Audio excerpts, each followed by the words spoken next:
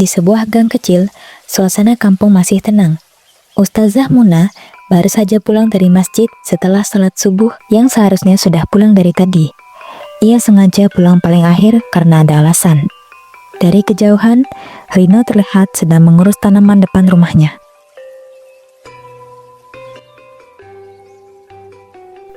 Masya Allah, Mas Rino rajin banget ya. Dari pagi udah beres-beres, bikin iri ibu-ibu sekampung loh. Hah, enggak juga Bu Ustazah, namanya juga rumah sendiri harus dijaga. Tapi tetap aja, laki-laki lain tuh belum tentu sepeduli Mas Rino gini. Ayu pasti bersyukur banget dapet suami kayak Mas Rino. Alhamdulillah, ya nggak begitulah, semaku saya aja Bu. Tapi Mas, saya boleh bilang sesuatu nggak ya? Takut salah ucap sih, tapi ini dari hati. Hehe, boleh aja, asal nggak panjang-panjang. Menurut saya, Mas Rino tuh auranya beda. Dari awal saya pindah ke kampung ini, saya udah bisa ngerasain Mas tuh punya pembawaan yang ngadem, penuh tanggung jawab gitu. Wah, saya jadi malu Bu, saya mah orang biasa aja. Justru karena Mas ngerasa biasa, itu yang bikin Mas beda. Lelaki sekarang tuh jarang ada yang bisa ngurus rumah, perhatian ke istri, masih juga rajin ibadah. Ya, semua berkat istri saya juga sih. Dia banyak ngingetin, ngarahin juga. Tapi saya sering lihat loh, Ayu itu kadang suka jutek ke Mas kan? Pernah sekali saya lihat dia ngambek, terus langsung masuk rumah gitu aja. Ya, namanya rumah tangga Bu, pasti ada pasang surutnya. Tapi kalau suami sebaik Mas Rino, saya sih gak bakal tega marah-marah. Aduh Bu, jangan dilebih-lebihin gitulah. Saya ngomong dari hati Mas, saya tuh seneng kalau bisa ngobrol berdua aja kayak gini, rasanya tuh tenang. Iya Bu, tapi mohon maaf, saya rasa terlalu sering. Nanti Ayu bisa salah sangka loh. Lah, salah sangka kenapa? Kita cuma ngobrol. Lagian saya kan udah anggap Mas Rino kayak saudara sendiri. Kalau kita bersih niatnya, gak usah takut sama omongan orang. Iya sih, tapi kadang-kadang kan ya orang bisa mikir macam-macam. Kenapa? Mas Rino ngerasa saya lewat batas ya? Saya nggak takut sih, cuman kadang nggak nyaman aja. Wah, saya jadi ngerasa kayak orang gak dianggap nih. Padahal saya selalu doain Mas Rino tiap habis sholat. Nggak gitu. Saya cuma ya kalau komunikasi seperlunya aja Bu. Ya udah, tapi saya tetap doain yang terbaik buat rumah tangga Mas Rino. Makasih doanya Bu, tapi ya saya pikir lebih baik kita jaga jarak aja, biar nggak jadi bahan omongan orang juga. Iya Mas, nanti sampein salam saya ke Ayu ya. Semoga dia makin sayang sama Mas. Makasih Bu, saya masuk dulu ya.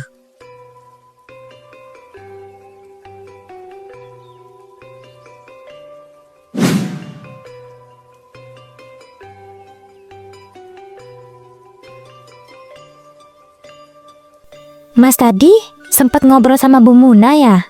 Aku lihat dari jendela, agak lama juga ngobrolnya. Iya, tadi dia pulang dari masjid, kebetulan aku lagi di depan. Ya disapa gitu aja. Emang dia ngomong apa sih?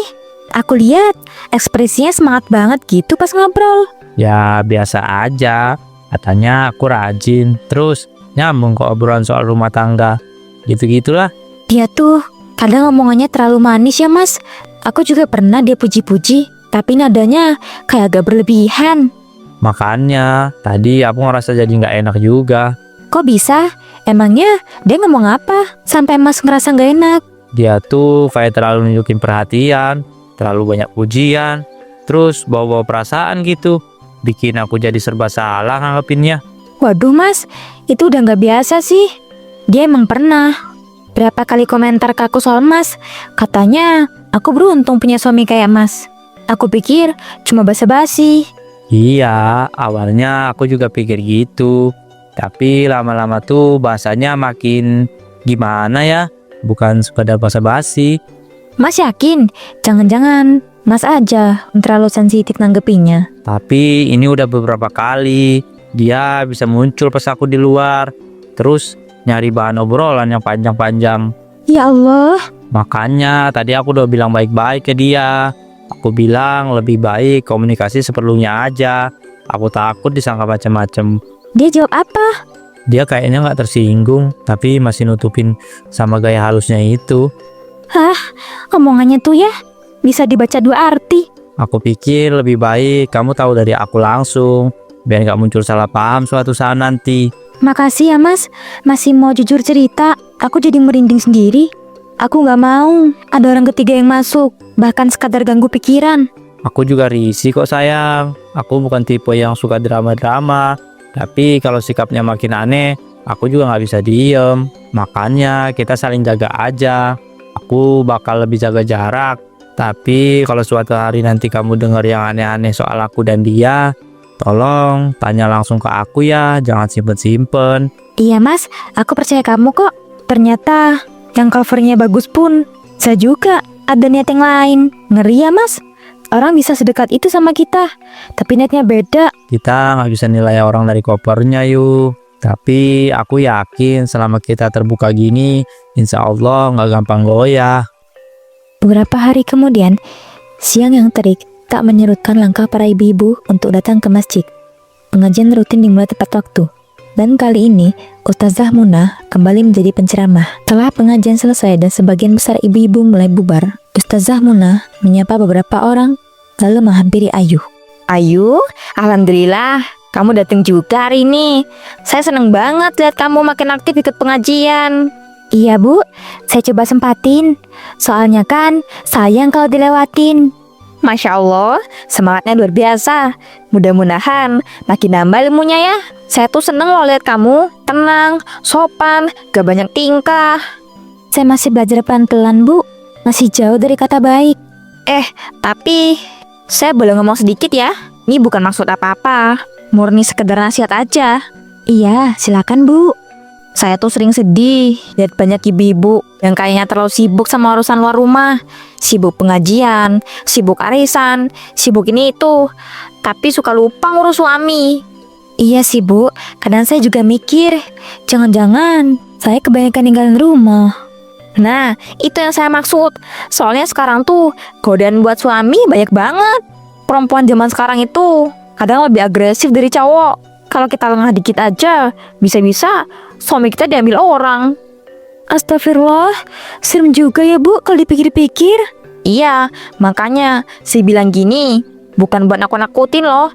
Cuma saya perhatiin aja, kadang yang jadi pelakor itu perempuan yang gak disangka-sangka. Serius bu? Iya, saya pernah tahu sendiri, ada laki-laki baik, perhatian, gak neko-neko. Malah digoda-goda. Karena istrinya sibuk terus, gak kasih perhatian yang cukup. Wah, padahal ya kalau suaminya baik harusnya dijaga ya bu. Itu dia. Saya nggak ngomong ini kok semua orang loh. Tapi karena saya lihat Trino itu, maksud saya suami kamu tuh orangnya bagus banget. Saya aja yang cuma lihat dari luar bisa kerasa. Iya bu, saya bersyukur banget punya suami kayak dia. Tapi kamu juga jangan lengah yuk. Lelaki sebaik itu bisa jadi sasaran empuk buat orang-orang yang haus perhatian. Kadang mereka cuma butuh pintu kecil buat masuk. Saya jadi deg-degan sendiri dengernya. Tapi makasih ya bu, udah ngingetin. Ya, saya cuma pengen kamu lebih waspada aja. Jangan cuma bangga punya suami baik, tapi juga rawat terus supaya nggak diambil orang. Insya Allah bu, saya usahain. Soalnya saya tuh sayang banget sama keluarga kalian. Saya suka lihat kalian berdua harmonis. Jangan sampai ada yang rusak karena kalian kecil. Iya bu, saya juga nggak mau sampai kecolongan. Bagus kalau kamu sadar, karena sesungguhnya perempuan paling berbahaya itu yang tahu cara bicara manis sambil bunyikan niat buruk. Ya udah kalau gitu, saya duluan ya. Apa dia niat terselubung ya ngomong gitu ke aku? Aku nggak suzon, tapi astagfirullah, kok makin kesini kayak makin kelihatan.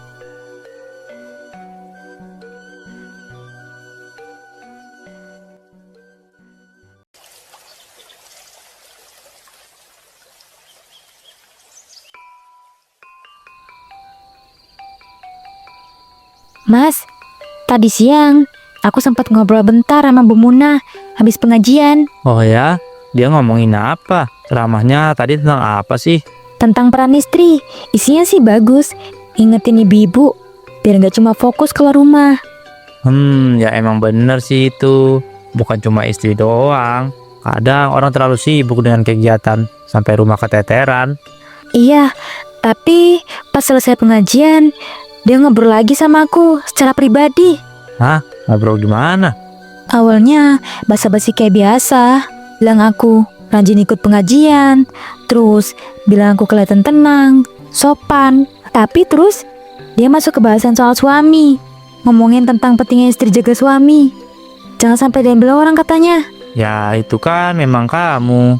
Iya, awalnya aku kira dia ngomong umum, tapi makin lama makin jelas arahnya. Dia bilang katanya Rino itu laki-laki baik, gak neko-neko, perhatian. Lah, dia ngomong gitu ke kamu? Iya mas, terus dia bilang jangan cuma bangga punya suami baik, tapi juga harus benar-benar dirawat biar gak diribut orang. Astaga. Aku juga sempet bingung. Itu pelang pribadi mas, bukan di depan orang banyak. Tapi kenapa dia ngomong gitu ya ke kamu? Ngapain juga dia bawa-bawa aku segala? Aku juga nggak tahu. Mas aja cuma ngobrol biasa sama dia di luar udah bikin mas isi. Sekarang aku juga ngerasa aneh. Aku kira dia bakal berhenti setelah aku jaga jarak. Tapi ternyata dia muter. Sekarang nyamperin kamu. Caranya tuh halus banget, pakai embel-embel nasihat. Tapi nadanya tuh nyindir. Ini makin gak enak yuk. Dia bisa bilang ke kamu kayak gitu. Orang lain gak ada yang dengar sama sekali. Gak ada yang denger mas, cuma kita berdua itu. Waduh, Kenapa mas? Kok kaget? aku cuma gak nyangka. Aku kira selama ini dia cuma iseng basa-basi ke aku. Tapi ternyata dia beneran berani ngeluarin omongan kayak gitu ke kamu. Itu yang bikin aku mulai mikir sekarang. Mungkin emang niatnya udah gak bersih dari awal mas. Dia pakai nama agama buat nutupin semua itu. Katanya juga perempuan yang paling bahaya itu bisa ngomong manis, ambil bunyi niat buruk. Tapi aku jadi mikir, jangan-jangan itu justru dia sendiri. Astagfirullah.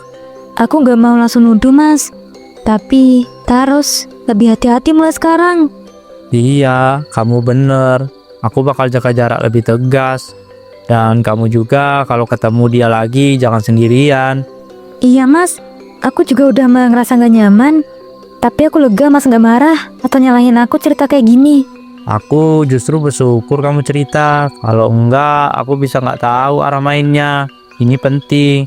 Kita harus bareng-bareng jagain rumah tangga kita. Iya mas, sekarang aku makin yakin. Ternyata Ustazah pun belum tentu niatnya bersih. Intinya sekarang kita udah tahu. Dan kita nggak boleh kasih celah sedikit pun. Beberapa hari kemudian, di tempat kerjanya, Rino baru saja selesai mengisi botol minumnya dan hendak kembali ke meja kerja saat ponselnya bergetar.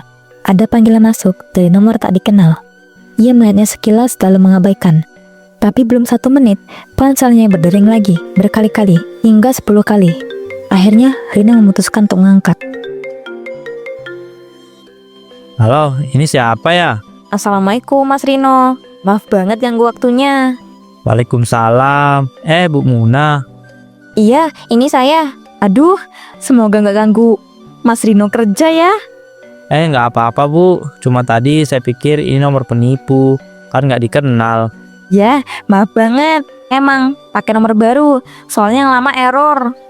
Oh begitu. Ada perlu apa ya Bu? Kok sampai nelpon berkali-kali? Jangan kaget dulu, nggak ada hal penting sih. Cuma pengen silaturahmi aja. Silaturahmi maksudnya? Ya, sekedar ngobrol aja. Kan nggak salah ya kalau sesama warga. Apalagi saya sama istri Mas Rino juga kenal baik kan? Iya, tapi kalau ada yang mau disampaikan bisa lewat Ayu. Iya sih. Tapi ngobrolan sama Mas tuh beda suasananya. Lebih enak aja gitu. Lagi pula saya ngerasa Mas Rino itu orangnya nyaman diajak ngobrol. Saya nggak terlalu mengerti maksudnya Bu. Tapi kalau ada hal khusus bisa disampaikan aja, saya dengerin. Aduh, Mas Rino ini formal banget ya kalau bicara. Maaf ya, kalau saya bikin Mas Rino risih. Saya cuma suka ngerasa orang bisa ngobrol sama laki-laki baik tuh yang bikin saya seneng. Mas Rino itu tahu batas, tahu adab, tapi juga ramah. Tapi mohon maaf Bu, kayaknya yang pernah saya bilang tetap usahakan jaga batas. Makasih kalau dianggap begitu, tapi sebaiknya hal-hal begini disampaikan lewat istri saya aja ya Bu. Saya ngerti kok, tapi kan sesekali ngobrol gini juga nggak salah, asal niatnya baik. Iya Bu, saya nggak bermaksud ngomongin niat ibu jahat. Cuma sebaiknya kalau misal mau silaturahmi sama keluarga saya, lebih baik sering ngobrolnya sama istri saya aja ya Bu. Ya udah deh, gak mau gue lebih lama. Cuma pengen Mas Rino tahu kalau saya anggap Mas Rino itu kayak saudara sendiri. Makasih Bu, saya pamit balik kerja dulu ya. Hati-hati ya, jangan terlalu capek. Nanti kalau sakit, yang repot Ayu loh. Telepon ditutup. Rino menatap ponselnya beberapa detik. Wajahnya menunjukkan kegelisahan. Malam pun tiba. Rino duduk berselancar di ruang tamu. Dengan TV menyala. Ayu sedang keluar. Ia bilang ada yang mau diurus. Tiba-tiba terdengar suara ketukan pintu. Begitu pintu dibuka, Rino kaget.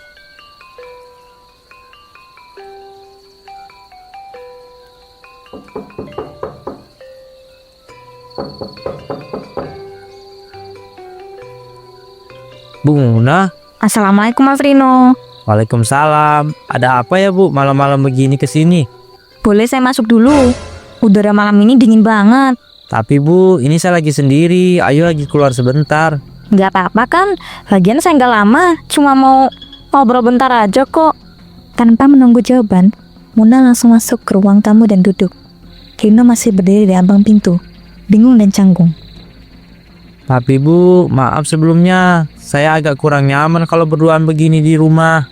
Mas Rino nih, kaku banget sih. Saya nggak ada niat aneh-aneh, cuma pengen silaturahmi. Silaturahmi biasanya nggak tiba-tiba, apalagi malam begini. Tahu ini nggak biasa, tapi kadang hal-hal yang penting tuh ini emang nggak direncanakan. Maksudnya penting kayak apa? Ya kayak memberi masukan gitu tentang Ayu, tentang rumah tangga Mas Rino. Loh, ada apa sama Ayu? Mas, menurut saya ya, nggak semua istri itu bisa dipercaya sepenuhnya Mas. Kadang suami terlalu percaya, padahal kenyataannya, Maksud Ibu apa? ya siapa tahu Ayu itu nggak kayak yang Mas Rino bayangkan. Saya percaya sama istri saya. Dia keluar pun bilang jelas ke saya. Tapi apa Mas Rino tahu dia beneran ke tempat yang dia bilang? Maaf Bu, tapi ini sudah di luar batas menurut saya. Saya cuma peduli Mas. Mas itu orang baik. Tapi kadang orang baik itu justru sakitin sama orang nggak pantas. Bu bilang istri saya nggak pantas. Bukan maksudnya langsung nuduh, tapi saya rasa Ayu itu kurang memahami perannya sebagai istri yang benar. Saya lihat dia lebih sibuk di luar, sering keluar rumah, jarang ikut majelis. Bu Muna, mohon berhenti. Ayu itu istri saya. Saya yang tahu dia gimana. Saya tahu Mas Rino itu suami yang lurus. Saya kasihan. Harusnya Mas punya istri yang lebih sepadan, yang ngerti agama, yang tahu cara memperlakukan suami. Ini udah kelewatan Bu. Saya minta Ibu keluar sekarang juga. Mas Rino marah karena saya jujur. Saya marah karena Ibu sudah ganggu rumah tangga saya. Ibu datang malam-malam, ngomong hal yang jelekin istri saya tanpa bukti, tanpa dasar. Ini bukan lagi nasihat, ini tuduhan. Saya nggak masuk nuduh. Kadang yang saya rasakan tuh benar. Dan saya rasa saya bisa di pasangan lebih baik buat Mas Rino. Ibu keluar sekarang, sebelum saya benar-benar kehilangan hormat. Wajah Rino menegang. Muna menatapnya berapa detik. Senyumnya masih ada, meski matanya terlihat kesal. Ya udah, saya keluar. Tapi Mas Rino, kalau ingat kata-kata saya suatu hari nanti. Ia pergi, meninggalkan Rino yang berdiri dengan kaku. Langkah kaki Muna terdengar menjauh dari teras. Sebuah suara mengejutkannya dari samping rumah. Udah selesai Bu Muna. Ayu, dari mana? Dari tadi, sebelum ibu tutup pintu rumah saya balik sebentar karena ada barang ketinggalan. Tapi saya nggak jadi masuk karena saya dengar semuanya. Dengar apanya? Nggak usah pura-pura. Saya dengar ibu bilang saya istri nggak pantas, bilang saya kurang alim, dan ibu ngerasa ibu pantas buat suami saya. Ayu, jangan salah paham dulu. Cuma nasihatin kok. Nasihatin? Kalau cuma nasihatin, kenapa harus datang malam-malam? saat saya nggak di rumah. Kenapa bilang suami saya pantes dapat istri lain? Ibu bukan nasehatin, ibu tuh ngincer. Astagfirullah, saya nggak seperti itu. Astagfirullah, ngeluarin kata manis ke suami saya tadi kok ibu nggak ingat astagfirullah? Saya tuh baru ngerti sekarang. Ibu sering banget ngomongin soal menjaga suami waktu pengajian. Ternyata bukan nasihat buat saya, tapi buat ibu sendiri. Karena ibu ngarep suami orang. Astagfirullah. Ayu, kamu dengar semuanya. Aku gak tahan mas. Ternyata ini semua sang kenapa aku lalu sindir di pengajian. Aku udah lama ngerasa aneh, tapi sekarang semua udah jelas. Dengar dari awal sampai akhir betapa ibu yang katanya ustazah ini ngerasa lebih layak dari aku. Muna panik. Ia melihat sekeliling, mulai sadar bahwa beberapa tetangga terlihat menyimak dari kejauhan. Cocok ya nama ibu, Muna, munafik. Di luar kelihatan alim, sok ceramah sana sini. Ternyata penggoda suami orang, sejijik. Muna tampak benar-benar tak berkutik. Beberapa suara bisik-bisik mulai terdengar dari ujung gang. Rasa malu perlahan menelan wajahnya. Tanpa berkata apa-apa lagi, ia langsung membalikkan badan dan berlari pulang. Ayu menunduk sebentar dan mengatur napasnya. Maafin aku ya Ayu, aku juga nggak nyangka sejauh itu niat dia. Aku nggak nyalain kamu mas, justru aku bersyukur kamu tetap jaga sikap. Tapi aku muak banget lihat orang kayak dia. Sejak malam itu, Ustazah Muna tak pernah lagi terlihat di pengajian. Beberapa hari kemudian, kabar tentang perbuatannya menyebar ke seluruh kampung. Ustazah Muna harus menerima kenyataan topeng yang ia kenakan selama ini telah jatuh, dan semua orang sudah melihat wujud aslinya.